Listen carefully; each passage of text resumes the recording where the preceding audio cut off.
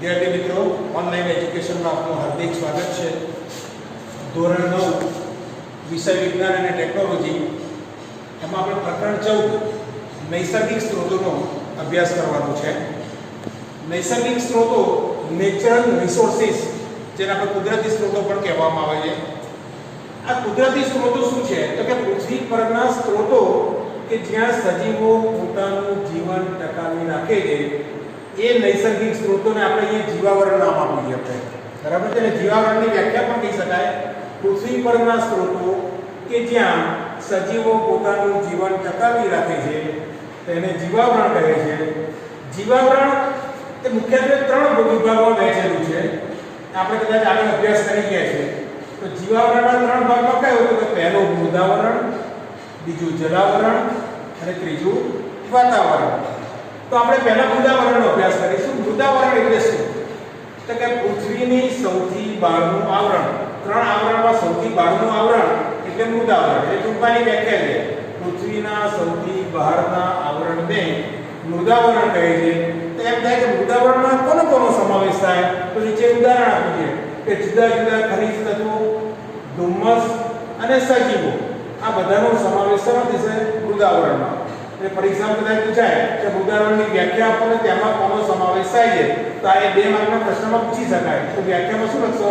પૃથ્વીની સૌથી બહારના આવરણને મૃદાવરણ કહે છે, જેમાં ખનિજ તત્વો, ધુમ્મસ અને સજીવોનો સમાવેશ થાય છે. હવે બીજા આવરણની આપણે વાત કરીશું, જલાવરણ. તો જલાવરણનો કોનો સમાવેશ થાય? તો કે પૃથ્વીના 75% ભાગ પાણી અને અંદર બીજું ભૂગર્ભીય જળનો જો ઉમેરો કરીએ તો આ બંને ભેગા થઈ આખું જલાવરણ બને છે. તો આ પાણીમાં શું સમાવેશ થાય? તો કે નદી, ઝરણા, તળાવ અને દરિયાઈ જળનો સમાવેશ થાય છે. આ બીજા આવરણની વાત કરીએ. હવે ત્રીજું આવરણ, વાતાવરણ. તો વાતાવરણની વ્યાખ્યા ટૂંકમાં આપી છે કે પૃથ્વીને ચાદરની જેમ ઢાંકતું આવરણ, સમગ્ર આવરણ ઉપરનું પૃથ્વીને ચાદરની જેમ ઢાંકતું આવરણ એટલે વાતાવરણ. એ વાતાવરણની વ્યાખ્યા છે.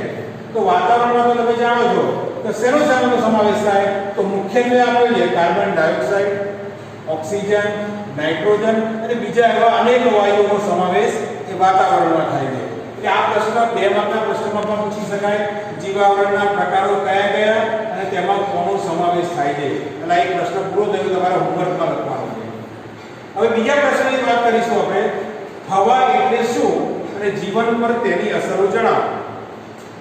તો હવા એટલે શું? તો કે N2, CO2, O2 એટલે કે નાઇટ્રોજન, કાર્બન ડાયોક્સાઇડ, O2 આપણે જે આગળ ઉપર જોયા હતા એ બધા વાયુઓ છે. અને અંદર એક એડ કરી કે પાણીની બાષ્પ, પાણીની વરાળ, એ બધાનું મિશ્રણ એટલે હવા. તો હવામાં મુખ્યત્વે કયા કયા છે વાયુઓ? તો કે નાઇટ્રોજન, કાર્બન ડાયોક્સાઇડ, ઓક્સિજન અને પાણીની વરાળનું જે મિશ્રણ છે આપણે હવા કહીશું. હવે એની જીવન પર અસરની વાત કરીએ તો પહેલા મુદ્દામાં જોઈશું તો પૃથ્વીના વાતાવરણમાં કાર્બન ડાયોક્સાઇડનું પ્રમાણ માત્ર 0.03% છે. બરાબર છે? કેમ? એનું કારણ છે કેમ વધારાનું કાર્બન નથી એનું? તો કે લીલી વનસ્પતિઓ પ્રકાશ સંશ્લેષણની ક્રિયા દ્વારા કાર્બન ડાયોક્સાઇડનો ઉપયોગ કરી પોતાનો ખોરાક એટલે કે કાર્બનિક સંયોજનો બનાવે છે. એટલે વધારાના કાર્બન ડાયોક્સાઇડનો ઉપયોગ કરી દે છે. બીજું, પ્રાણીઓ શું શેમાં કરે છે ઉપયોગ? તો પોતાનું કવચ બનાવવા ઉપયોગ કરે છે. આગળના મુદ્દાની વાત કરીશું તો કે શુક્ર તથા મંગળના ગ્રહો, એ 2 ગ્રહો છે, એમાં એના વાતાવરણમાં કાર્બન ડાયોક્સાઇડ કેટલા ટકા? 95 થી 97%. એટલે એ વાતાવરણમાં મેક્સિમમ કાર્બન ડાયોક્સાઇડ છે. પૃથ્વી પર કેટલું છે? 0.03%. જ્યારે શુક્ર તથા મંગળના ગ્રહના વાતાવરણમાં 95 થી 97% કાર્બન ડાયોક્સાઇડ. એક વાક્યના જવાબમાં MCQ માં પૂછી શકાય. પછીનો મુદ્દો, સજીવના કોષો એ ગ્લુકોઝનું ઓક્સિડેશન કરીને ઊર્જા મેળવે છે. હવે ઓક્સિડેશન કરવા માટે શેનો ઉપયોગ થાય? તો તમને કહે શ્વસનમાં જે આપણે ઓક્સિજન વાયુ લઈએ છીએ એનો ઉપયોગ ગ્લુકોઝનું ઓક્સિડેશન કરવા માટે કરવામાં આવે છે. એટલે આ પ્રશ્ન બીજો પૂરો થયો. આ બીજો પ્રશ્ન પણ તમારે હોમવર્કમાં લખવાનો કયો? હવા એટલે શું અને જીવન પર તેની અસર. આ 2 માર્ક્સના પ્રશ્નો પૂછાય. હવે પ્રશ્ન ત્રીજા મુદ્દાની આપણે ચર્ચા કરીશું. તો કે જીવન માટે વાતાવરણની અગત્યતા. કેમ વાતાવરણ જરૂરી છે? વાતાવરણના વગર શું જીવન શક્ય નથી? તો આપણે સમજવા આના મુદ્દા જોઈશું આપણે. તો વાતાવરણની વ્યાખ્યા આપણે આગળ જોઈ ગયા છે. અહીં આગળ લખી દઈએ પ્રમાણે કે પૃથ્વીને ચાદરની જેમ ઢાંકતા એક કરતા વધારે સ્તર એટલે કે બહુસ્તરીય આવરણને વાતાવરણ કહીશું. અગત્યતા જોઈશું આપણે. વાતાવરણ સૂર્યપ્રકાશને ગાળે છે. તે જીવન માટે આવશ્યક જરૂરી તત્વોનું સંગ્રહ સ્થાન છે. વાતાવરણમાં ઘણા બધા આવશ્યક તત્વો એનું સ્ટોરેજ ત્યાં થાય છે. બીજા મુદ્દામાં કહીશું તો વાતાવરણમાંનું O2 મોટા ભાગના સજીવો એ શ્વસનમાં લે છે. ઓક્સિજનનો મોટા ભાગના બધા સજીવો શ્વસનમાં ઓક્સિજન ભાગ લે છે અને એ ઓક્સિજન જે લે છે આપણે આગળ વાત કરીએ પ્રમાણે તેના દ્વારા ગ્લુકોઝનું વિઘટન કરી કાર્બનિક સંયોજન બનાવે છે. હવે વાતાવરણમાં ઓક્સિજનનું પ્રમાણ કેટલું તો 21%. ધ્યાન રાખજો તો મિક્સ ના થઈ જાય. કાર્બન ડાયોક્સાઇડનું પ્રમાણ આપણે 0.03% આપણે એને હાઇલાઇટ કર્યું છે અને ઓક્સિજનનું પ્રમાણ કેટલું છે તો કે 21%. આ બધા ઓબ્જેક્ટિવ પ્રશ્નોમાં પૂછાય. વાતાવરણમાં CO2 નું સ્થાપન કેટલાક સૂક્ષ્મ જીવો દ્વારા અને લીલી વનસ્પતિઓ દ્વારા થાય છે. CO2 નું સ્થાપન એટલે ખોરાક બનાવવા એનો ઉપયોગ કરે છે, જેમાંથી જીવનને જરૂરી પોષક તત્વો એ મેળવી લે છે. પછીનો આગળનો મુદ્દો જોઈશું આપણે તો વાતાવરણનું ઓઝોન સ્તર એ શું કરે છે તો કે હાનિકારક અલ્ટ્રાવાયોલેટ એટલે કે પારજાંબી જે કિરણો છે એને શોષી લે છે અને પૃથ્વી પર આવતા અટકાવે છે અને સજીવોને આનાથી થતું નુકસાન અટકાવે છે. પછીનો મુદ્દો છે તે આબોહવાનું નિયંત્રણ કરે. જો વાતાવરણ ના હોય તો આબોહવા વિષમ બની જાય. તો આબોહવાનું નિયંત્રણ શેના દ્વારા થાય? વાતાવરણના હિસાબે થાય છે. પછીનો મુદ્દો તે પૃથ્વી પરનું તાપમાન જાળવી રાખે છે. હવે એક પ્રશ્ન ઓબ્જેક્ટિવમાં આ પણ પૂછાય છે, વચ્ચે મેં અહીંયા હાઇલાઇટ કર્યું છે. રિમેમ્બર ઇટ, યાદ રાખજો. ચંદ્ર પર દિવસનું તાપમાન 110°C પ્લસ અને ત્યાં આગળ રાત્રિનું તાપમાન -190°C. એટલે ચંદ્ર પર દિવસ અને રાત્રિના તાપમાનમાં બહુ મેજર ડિફરન્સ છે. બરાબર ને? એ પણ ઓબ્જેક્ટિવમાં પૂછાય. પછી એક નાનકડો એવો તફાવત 2-3 મુદ્દામાં આપેલો છે. 2 માર્ક્સના પ્રશ્નમાં એ પણ પૂછી શકાય. કયો તફાવત? તો કે અખૂટ નૈસર્ગિક સંપત્તિ અને ખૂટી જાય તેવી નૈસર્ગિક સંપત્તિ. તો તફાવત તો તમને નામ ઉપરથી જ ખબર પડી જાય. જે અમર્યાદિત જથ્થામાં હોય ક્યારેક ખૂટે નહીં એને અખૂટ સંપત્તિ કહેવાય અને ખૂટી જાય તેવી નૈસર્ગિક સંપત્તિ કેવી હોય? મર્યાદિત જથ્થામાં નજીકના ભવિષ્યમાં ખૂટી જવાની સંભાવના રહે. બીજો મુદ્દો માનવ પ્રવૃત્તિથી ખૂટે નહીં ક્યારે. અખૂટ નૈસર્ગિક સંપત્તિ માનવ પ્રવૃત્તિથી કદી ખૂટે નહીં. જ્યારે ખૂટી જાય તેવી નૈસર્ગિક સંપત્તિ એ ખૂટવાની સંભાવના છે. એના ઉદાહરણ આપે છે. સૌર ઉર્જા વર્ષોથી આપણને મળતી આવે છે, હાલમાં પણ મળે છે અને ભવિષ્યમાં પણ મળતી રહેવાની એવી પવન ઉર્જા પણ છે. ખૂટી જાય તેવી નૈસર્ગિક સંપત્તિ કઈ? તો ભૂગર્ભમાં રહેલું ખનિજ તેલ અને ખનિજ કોલસો એ ભવિષ્યમાં ખૂટી જવાની સંભાવના છે. તો આ પણ તફાવતના મુદ્દામાં પૂછી શકાય. પછી આગળનો પ્રશ્ન છે પવન એટલે શું અને પવનનું સર્જન અને તેની દિશા કઈ દિશામાં હોય આપણે કેવી રીતે જાણી શકીએ? તેની પહેલા એક વ્યાખ્યા સમજીએ. પવન એટલે શું? તો એક ક્ષેત્રમાંથી બીજા ક્ષેત્રમાં જતી હવાની ગતિને પવન કહે છે. અથવા તમારી ચોપડીમાં એક લીટીની વ્યાખ્યા પણ આપી છે કે ગતિમાન હવાને પવન કહેવાય. પવનની એક નાનકડી વ્યાખ્યા પણ છે, ગતિમાન હવાને પણ પવન કહેવાય. હવે એનું સમજીએ આપણે. સૂર્ય ઉષ્માને લીધે સૂર્યની જે ઉષ્મા એટલે ગરમી છે એના લીધે શું થાય? તો સ્થળજ અને જલજ ભાગમાં રહેલું જે પાણી છે એનું બાષ્પમાં રૂપાંતર થાય. બીજું શું થાય? તો કે જીવંત પ્રાણીઓ આપણે બધા જે સજીવો છે એ હલનચલન પ્રવૃત્તિઓ બધી કરે તો એમાં પણ એના કારણે પણ વાતાવરણમાં બાષ્પ ઉમેરાય છે. એટલે બાષ્પનું પ્રમાણ વાતાવરણમાં સતત વધતું રહે, જેથી શું થાય? વાતાવરણ ગરમ થાય. ગરમ થાય એટલે એની હવા ક્યાં જાય? ઉપરની તરફ જાય. હવા ઉપરની તરફ જાય તો જમીન ઉપર દબાણ ઘટે.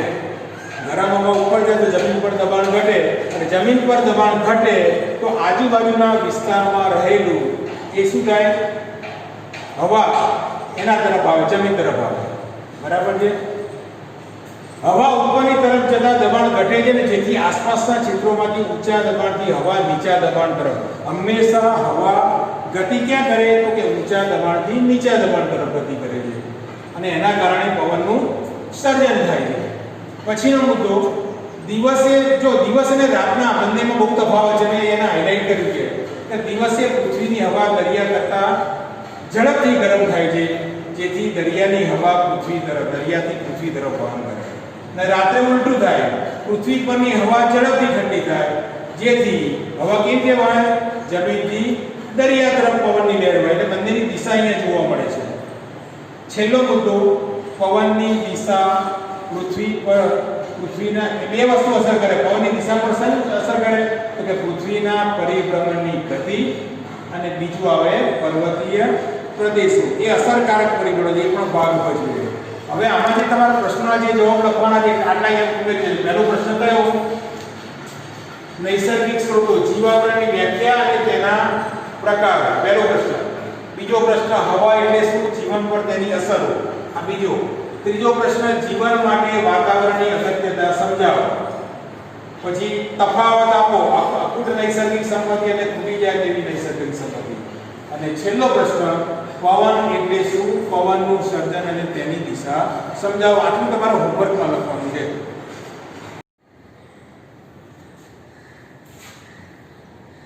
એ જો એન્ટ્રી છે.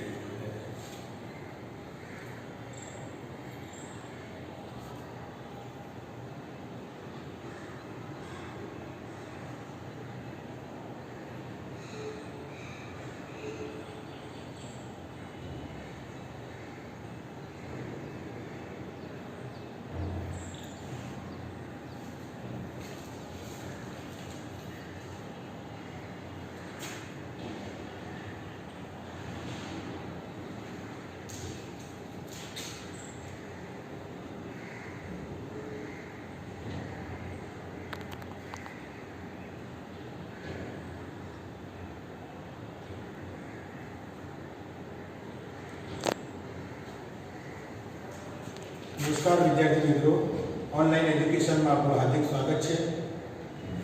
ધોરણ 9 વિષય વિજ્ઞાન અને ટેકનોલોજી, પ્રકરણ 14 નૈસર્ગિક સ્ત્રોતો, ભાગ 1 માં આપણે નૈસર્ગિક સ્ત્રોતોમાં જીવાવરણ અને તેના પ્રકારો, હવા, વાતાવરણ અને તેની જીવનમાં અગત્યતા અને પવન વિશે આપણે જોયું હતું. આ ભાગ 2 માં આપણે વરસાદ વિશે, વાયુ પ્રદૂષણ, પછી અસ્મિગત બળતણો વિશે અને પાણી વિશે જોવાનું છે. એમાં પ્રથમ મુદ્દો છે વરસાદ. તો એના વિશે જોઈશું આપણે કે દિવસે સૂર્ય ઉષ્માને લીધે પાણીનું બાષ્પમાં રૂપાંતર થાય. તો નાના ધોરણથી આપણે ભણતા આવ્યા છે. જે હવામાં ભળે છે, ઉષ્માથી હવા પણ ગરમ થાય. ઉષ્માથી પાણીનું બાષ્પીભવન તો થાય છે, જોડે જોડે એમાં હવા પણ ગરમ થાય છે. તે પાણીની બાષ્પને તે ઉપર લઈ જાય છે અને ઉપર ગરમ હવા પ્રસરણ પામે. ગરમ હવા જેમ નીચે જમીનથી ઉપરની તરફ જાય ત્યારે ધીમે ધીમે પ્રસરણ પામે, અને પ્રસરણ પામતી હવા હંમેશા ઠંડી પડે. ઠંડી પડે છે તેની સાથે રહેલી બાષ્પ પણ ઠંડકને લીધે નાના નાના પાણીના ટીપા સ્વરૂપે સંગ્રહિત થાય છે. આ જે પાણીના ટીપા છે એનું સંઘનન થાય છે, પહેલા ચક્રમાં આપણે જોઈ ગયા હતા. બીજો મુદ્દો જોઈએ તો કે ધૂળના રજકણો અને અન્ય કણો હોય તો તે પાણી તેની આસપાસ જમા થઈ જાય છે અને મોટા ટીપાનું નિર્માણ થાય છે. આ મોટા ટીપા જ્યારે વધુ સંઘનન થાય ત્યારે આ ટીપા મોટા અને ભારે બને છે અને વરસાદ સ્વરૂપે નીચે પડે છે. આ પ્રશ્ન એક જ છે મોટો વરસાદ વિશે, પણ એમાં નાના નાના ઓબ્જેક્ટિવ પ્રશ્નો ઘણા બધા નીકળ્યા.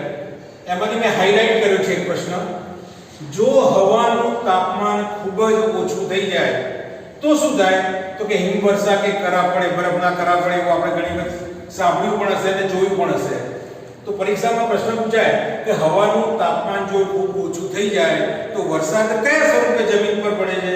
તો લખવાનું હિમવર્ષા કે કરા સ્વરૂપે. બરાબર છે. પછીનો પ્રશ્ન, ભારતમાં મોટે ભાગે વરસાદ કેવો પડે? તો કે દક્ષિણ પશ્ચિમીય કે ઉત્તર પૂર્વીય? એ પવનને લીધે વરસાદ થાય છે. આ બંને પ્રકારે આ પણ ઓબ્જેક્ટિવ પ્રશ્ન તરીકે પૂછી શકાય. એટલે વરસાદ વિશેની માહિતી આપણી પૂરી થઈ. પ્રશ્ન નંબર 2 આગળ જોઈશું. વાયુનું પ્રદૂષણ અને પ્રદૂષણ થવાના કારણો અને આ પ્રદૂષણને કારણે આપણને કઈ કઈ અસરો થાય છે એની આપણે વાત કરીશું. તો સૌપ્રથમ વાયુનું પ્રદૂષણ એટલે એની વ્યાખ્યાનો અભ્યાસ કરીશું. હવામાં હાનિકારક પદાર્થોનો વધારો થાય, જે આપણે જરૂર નથી નુકસાન કરતા જેવા પદાર્થો, એટલે કે હવામાં હાનિકારક પદાર્થોનો વધારો થાય તો તેને હવાનું પ્રદૂષણ અથવા વાયુનું પ્રદૂષણ બંને સરખું છે, એક જ નામ છે. તો વાયુ પ્રદૂષણ કહે છે. હવે એના કારણો શેના લીધે પ્રદૂષણ થાય છે એની વાત કરીશું. તો કે અશ્મિ બળતણો નાના ધોરણમાં જોઈ ગયા છે. ખનિજ કોલસો અને ખનિજ તેલ જે ભૂગર્ભમાં કરોડો વર્ષો પ્રક્રિયા થયા પછી બને છે. એવા અશ્મિક બળતણો એમાંથી આપણને શું મળે? કોલસો, ડીઝલ, પેટ્રોલ, કુદરતી વાયુ અથવા કુદરતી ગેસ, આ બધાનું દહન થાય તેમાં બે પ્રકારના ઓક્સાઇડ મળે. એક તો નાઇટ્રોજન ઓક્સાઇડ અને બીજું સલ્ફર ઓક્સાઇડ મળે. બીજું શું છે? કાં તો દહન થયા પછી મળે છે, પણ દહન થયા વગર એટલે કે સળગાવ્યા વિનાના જે કાર્બનના કણો છે એ હવામાં નિલંબિત રહે છે. આ ઓક્સાઇડ અને હાઇડ્રોકાર્બન એ પ્રદૂષણ માટે જવાબદાર છે. કયા ઓક્સાઇડ અને હાઇડ્રોકાર્બન? તો ધ્યાન રાખજો, નાઇટ્રોજન ઓક્સાઇડ અને સલ્ફર ઓક્સાઇડ આ બંને. હવે એની અસરોની વાત કરીએ. આ કારણે ઉદ્ભવે તો છે, પણ આપણા જીવન પર એની શું અસર થાય છે એની વાત કરીશું આપણે. તો પહેલો મુદ્દો, નાઇટ્રોજન અને સલ્ફરના ઓક્સાઇડ શ્વાસમાં લેવાથી નુકસાન થાય છે અને તેનું વધુ પડતું પ્રમાણ એસિડ વર્ષા માટે જવાબદાર છે. એટલે તમને ખબર છે કે નરેન્દ્ર મોદી આપણે મુખ્યમંત્રી હતા ત્યારે ડીઝલ અને પેટ્રોલનો ઓછો વપરાશ કરવા માટે સીએનજી બસો અને સીએનજી રિક્ષાઓને માન્યતા આપી હતી. કેમ? કે એના કારણે વાતાવરણમાં નાઇટ્રોજન અને સલ્ફરના ઓક્સાઇડનું પ્રમાણ ઘટે. બરાબર છે? સારું, બે વસ્તુ, એક તો શ્વાસમાં લેવાથી નુકસાન થાય, બીજા નંબરે એનું જો પ્રમાણ હવામાં વધી જાય તો એસિડ વર્ષા થાય. એસિડ વર્ષામાં તમે જુઓ છો નાઇટ્રોજન ઓક્સાઇડ હોય તો HNO3 એટલે નાઇટ્રિક એસિડ બને અને સલ્ફર ઓક્સાઇડ હોય તો એમાંથી H2SO4 એટલે સલ્ફ્યુરિક એસિડ મળે. આ પણ ઓબ્જેક્ટિવ પ્રશ્નમાં પૂછી શકાય. આગળનો મુદ્દો જોઈશું તો કે હાઇડ્રોકાર્બનના નિલંબિત કણો. આપણે આગળ વાત કરીએ એ પ્રમાણે નિલંબિત કણો જે રહે છે એ વાતાવરણને ધૂંધળું બનાવે એટલે આપણે ધુમ્મસ જેવું વાતાવરણ ઘણી વખત જોવા મળે છે. એનું કારણ હાઇડ્રોકાર્બન છે. શિયાળાની ઋતુમાં પાણી અને પ્રદૂષિત હવા આ બંને ભેગા થઈ સંઘનિત થાય તો ધુમ્મસ થાય. ધુમ્મસ થવાનું કારણ શું? પરીક્ષા પૂછાય. ધુમ્મસ શાના કારણે થાય છે? તો કે શિયાળાની ઋતુમાં કઈ બે વસ્તુ ભેગી થાય? તો કે પાણી અને પ્રદૂષિત હવા બે ભેગા થઈ એનું સંઘનન થાય અને એમાંથી ધુમ્મસ ઉત્પન્ન થાય છે.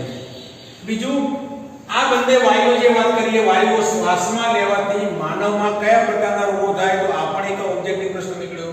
શ્વસન તંત્રના રોગો, કેન્સર, હૃદય રોગની બીમારી અને એલર્જી, આ બધું થવાનું કારણ આ બંને વાયુઓ છે. એટલે બીજું આપણે પ્રશ્ન પૂરો થયો. વાયુનું પ્રદૂષણ, તેના કારણો અને એની અસરો. આ પ્રશ્ન 2 માર્ક્સમાં પણ પૂછાય. બબે મુદ્દા લખવાના. જેટલું તમારું વેટેજ હોય પ્રશ્નનું એ પ્રમાણે તમારે જવાબ લખવાનો. બધે બધું લખવા નહીં બેસવાનું. પછીનો મુદ્દો છે અશ્મિ બળતણનો ઉપયોગ શા માટે ઘટાડવો જોઈએ? આપણે એ નુકસાન તો છે જ, આપણે ઉપર કારણ કીધું જ અશ્મિનો, તો આપણે એનો ઉપયોગ શા માટે ઘટાડવો જોઈએ? તો પહેલું, જો ના ઘટાડીએ તો શ્વસન સંબંધી રોગો થાય, શ્વસનના રોગો થાય. બીજા મુદ્દામાં, જો એ ઘટાડીએ નહીં તો સતત વાતાવરણમાં કાર્બન ડાયોક્સાઇડનું પ્રમાણ વધે એટલે દિવસે ને દિવસે તમારું ટેમ્પરેચર વાતાવરણનું સતત વધતું જાય. એ પણ એક નુકસાનકારક છે.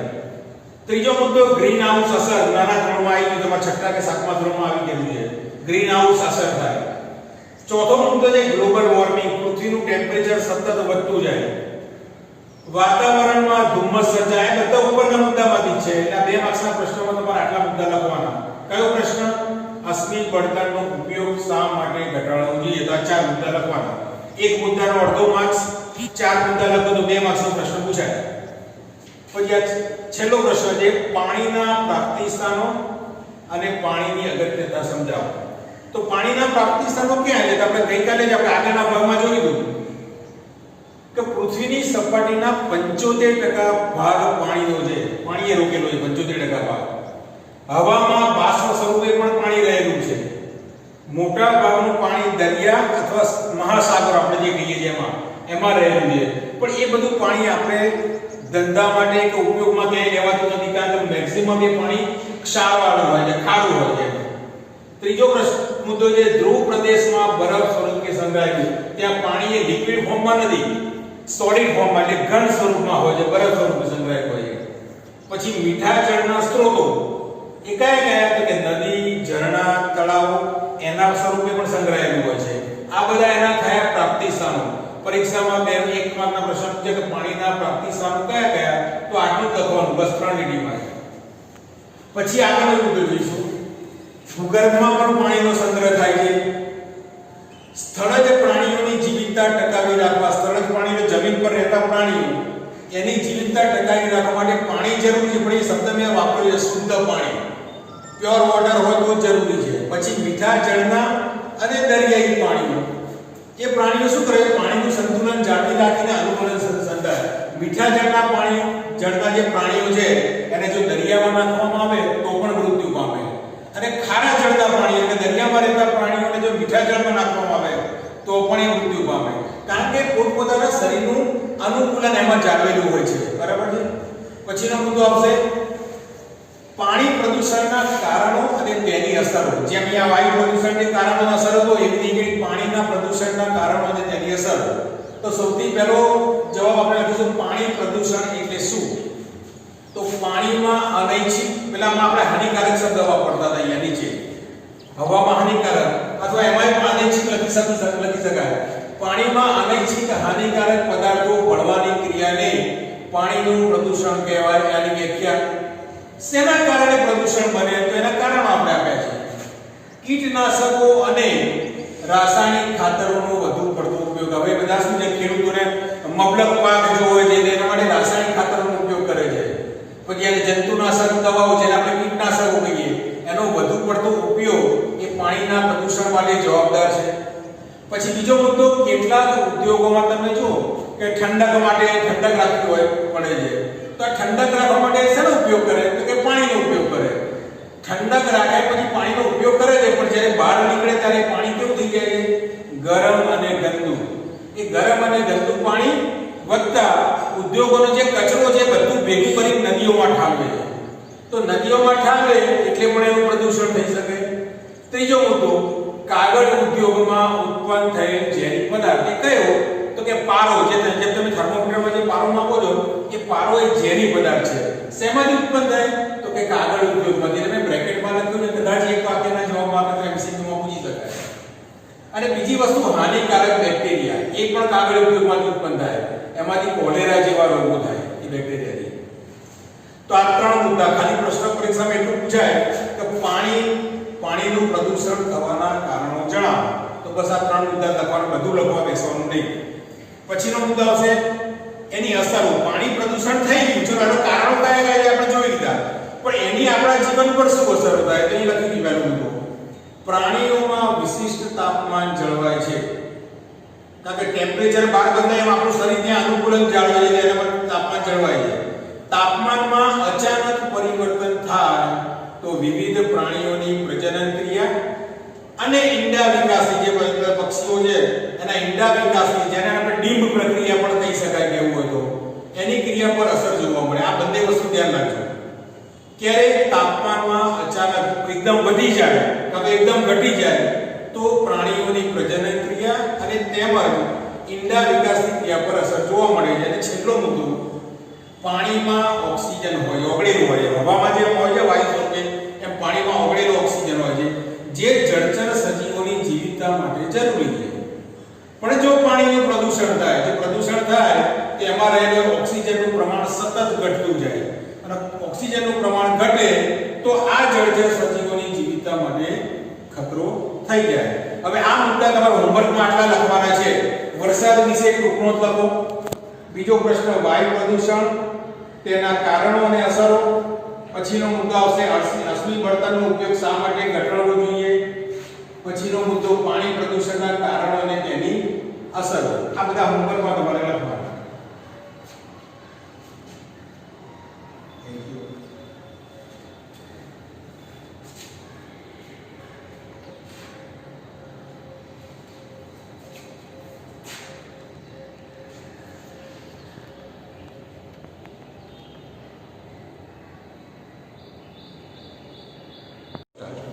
નમસ્કાર વિદ્યાર્થી મિત્રો, ઓનલાઈન એજ્યુકેશનમાં આપનું સ્વાગત છે.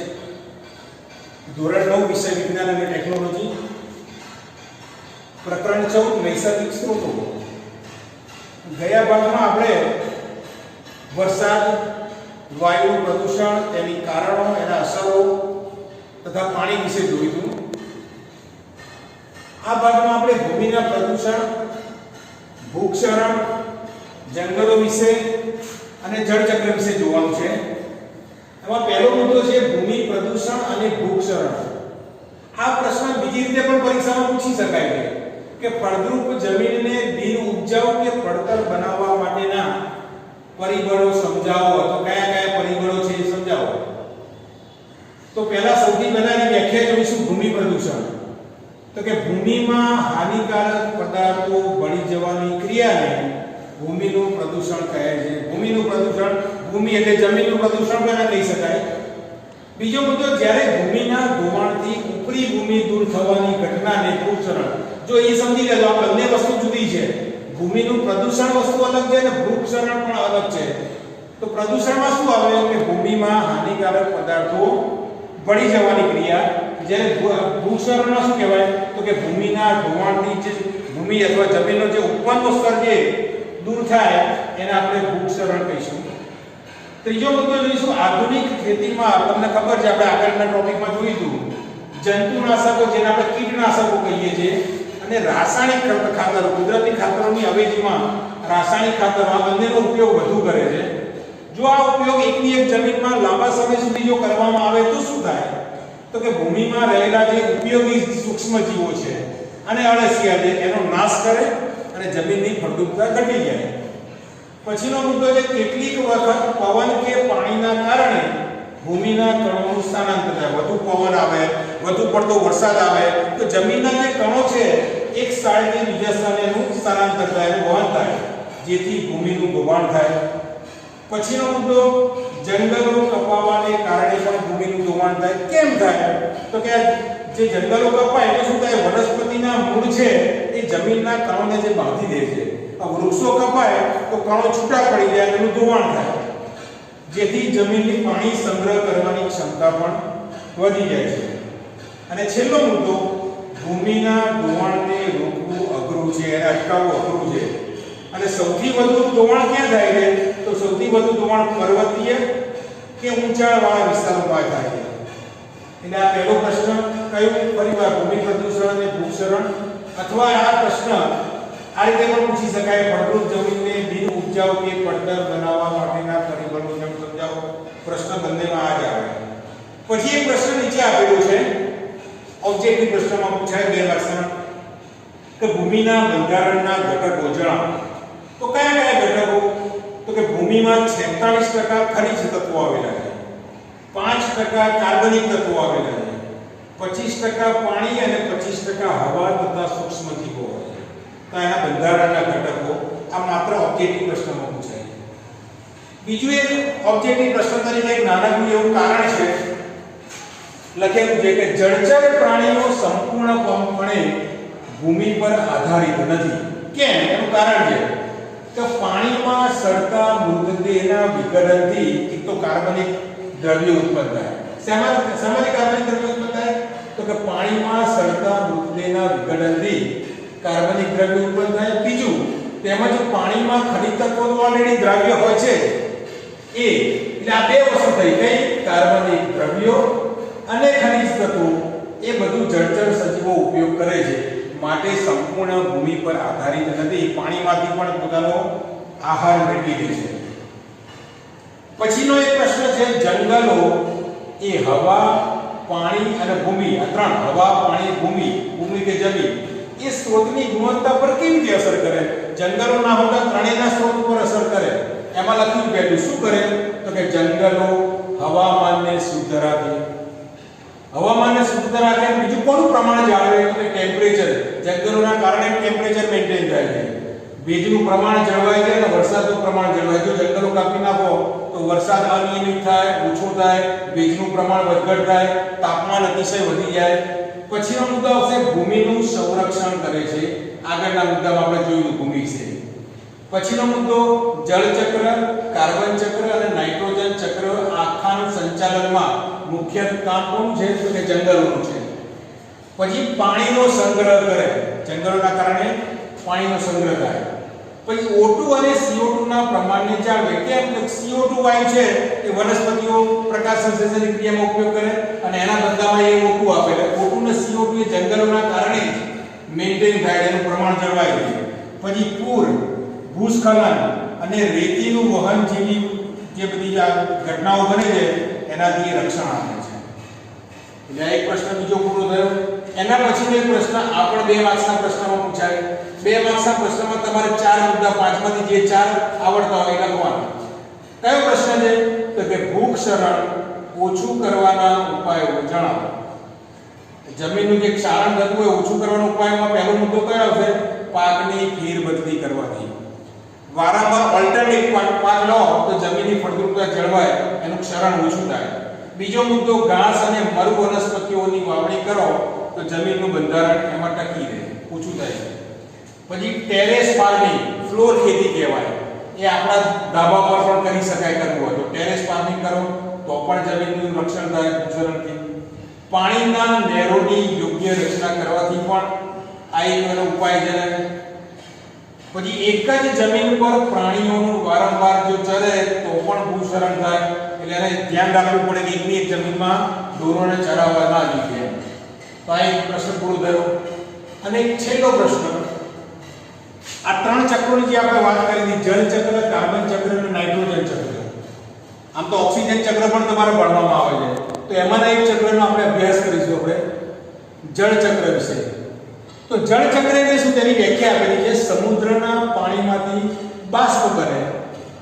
આ બાષ્પ વરસાદના સ્વરૂપમાં પૃથ્વીની સપાટી પર પાછું પડે અને નદીઓ દ્વારા બધું ભેગું થઈને છેલ્લે દરિયામાં પહોંચી જાય. આ આખું ચક્ર બાષ્પથી માંડીને પાછું દરિયામાં મળે એને જળ ચક્ર કહેવાય.